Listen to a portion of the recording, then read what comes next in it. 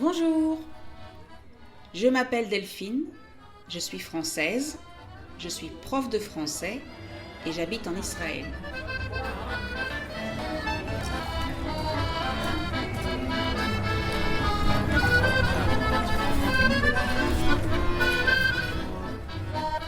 Je veux vous aider à parler mieux en français. Mais pour parler mieux, il faut aussi écouter et comprendre. Donc, bienvenue sur le podcast French to Go, un podcast tout en français où je parle de ma vie au quotidien.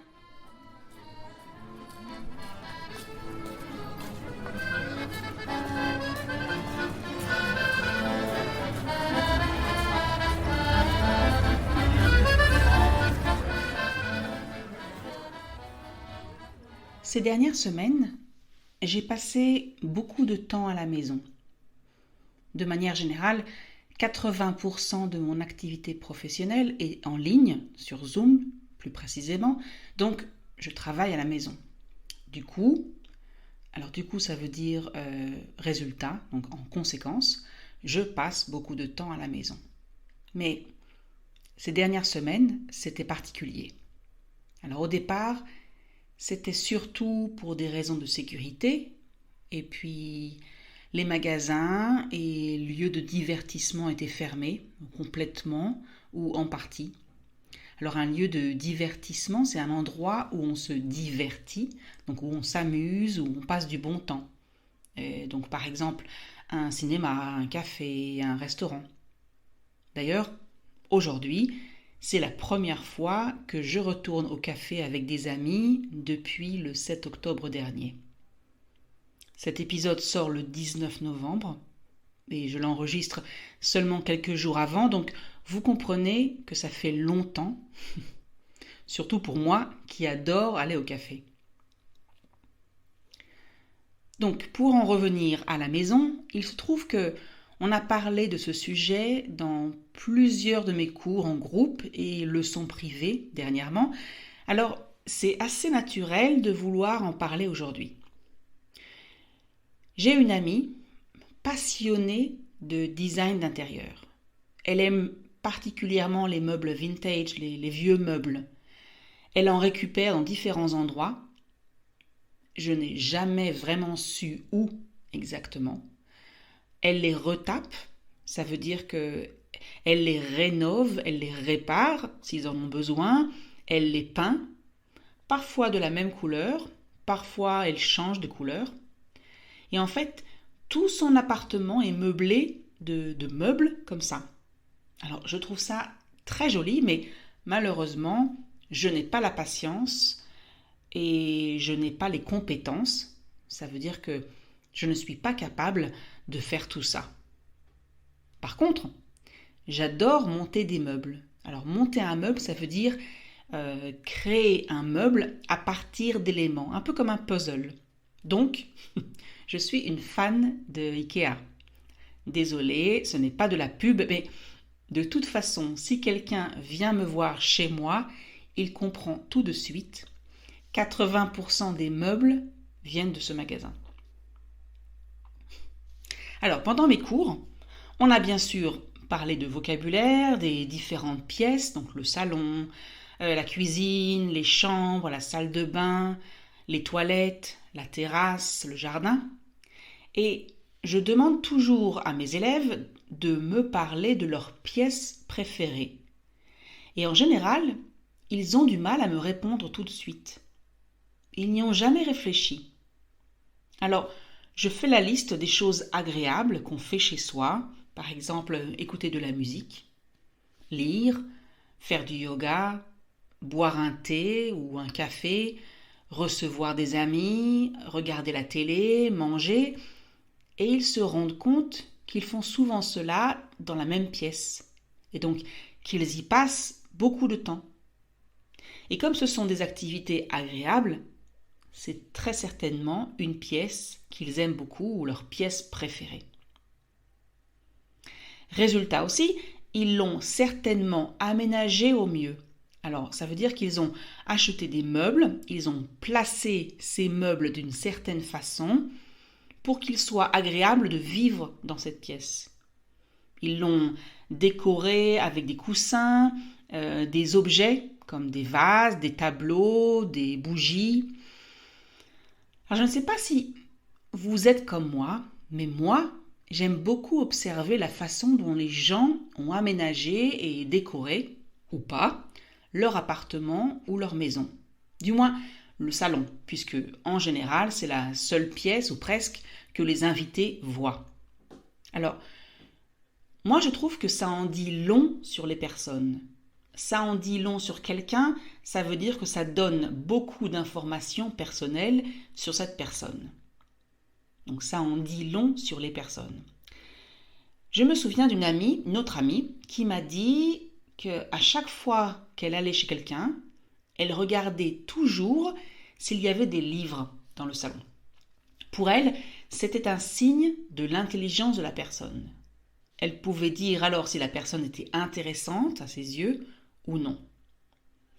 Moi, j'ai répondu que certaines personnes préféraient garder leurs livres dans d'autres pièces de la maison et donc ne pas voir de livres dans le salon ne voulait pas dire qu'ils ne lisaient pas.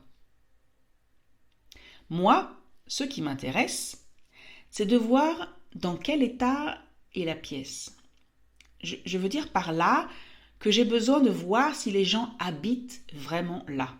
Quand la pièce est trop propre, trop bien rangée, quand le canapé, les fauteuils, la lampe, le tapis, la table basse, la télé sont placés d'une telle manière qu'on se dit qu'il est impossible que quelqu'un vive vraiment dans ce salon, il passe du temps. Donc en fait, quand il n'y a pas de vie dans la pièce. Je ne veux pas dire qu'une maison où on vit, c'est une maison en désordre, d'accord, et sale. Bien sûr que non. Mais quand on ne peut pas s'asseoir sur le canapé sans avoir l'impression de s'asseoir dans un musée, dans une des chambres du château de Versailles, alors il y a un problème, à mon avis. Même dans un appartement témoin, il y a plus de vie. Alors un appartement témoin, c'est comme ça qu'on appelle un appartement qui est un modèle, un exemple dans un projet de construction, quand on veut vendre de nouveaux appartements dans un immeuble en construction ou qui vient d'être construit. Donc c'est l'appartement que les gens qui veulent acheter un appartement peuvent visiter et imaginer l'appartement avec des meubles. Moi, j'ai longtemps été bordélique. Alors bordélique, c'est un adjectif pour décrire une personne qui ne range pas, qui laisse sa chambre, son appartement en désordre. Attention, c'est un mot familier, d'accord ? Ce n'est pas très joli. Ne dites pas ça à une personne. Ne lui dites pas qu'elle est bordélique. Par contre, vous pouvez parler de vous comme ça. Donc, comme je l'ai dit, j'ai longtemps été bordélique. J'ai hérité ça de mon père. Ben oui, lui aussi est bordélique. Mais ces dernières années, je range de plus en plus. J'apprécie de plus en plus un appartement bien rangé. Alors il y a évidemment une pièce chez moi qui n'est pas très bien rangée, c'est le foutoir. Ça aussi, c'est de l'argot, du français familier, d'accord, attention. Donc c'est le foutoir, c'est le désordre. On dit aussi que c'est le bordel. Voilà, maintenant vous avez 3 mots pour dire la même chose. Donc moi, aujourd'hui, je fais plus attention à ça.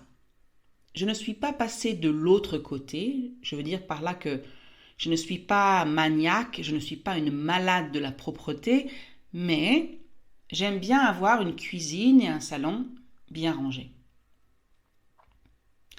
Quelqu'un m'a dit que c'est impossible d'avoir un appartement vraiment rangé et propre quand on a beaucoup d'objets.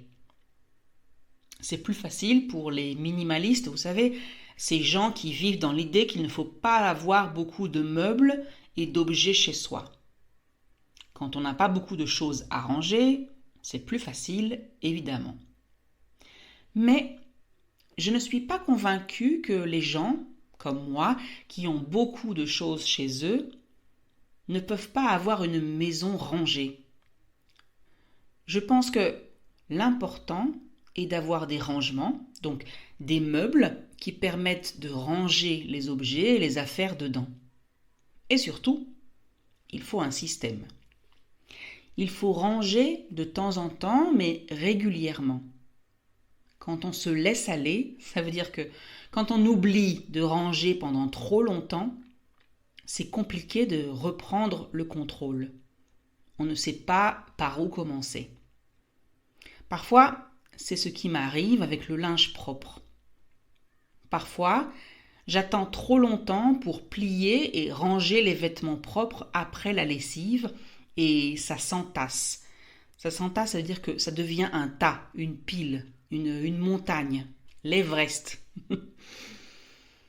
Ce qui est intéressant, en fait, finalement, c'est de voir que les gens ont vraiment des goûts différents en termes de meubles, de décoration, d'aménagement, de priorité.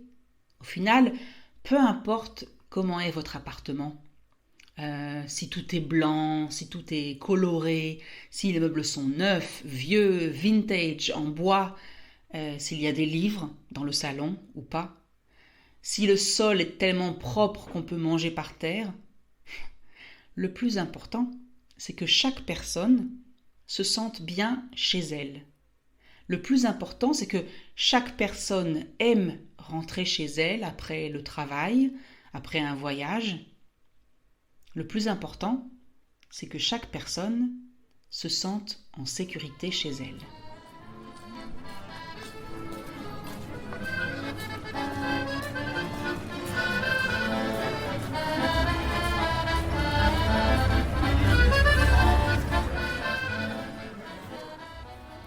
Et voilà, c'est fini pour aujourd'hui.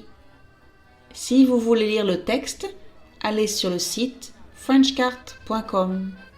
Si vous avez aimé l'épisode, abonnez-vous, cliquez sur like ou partagez.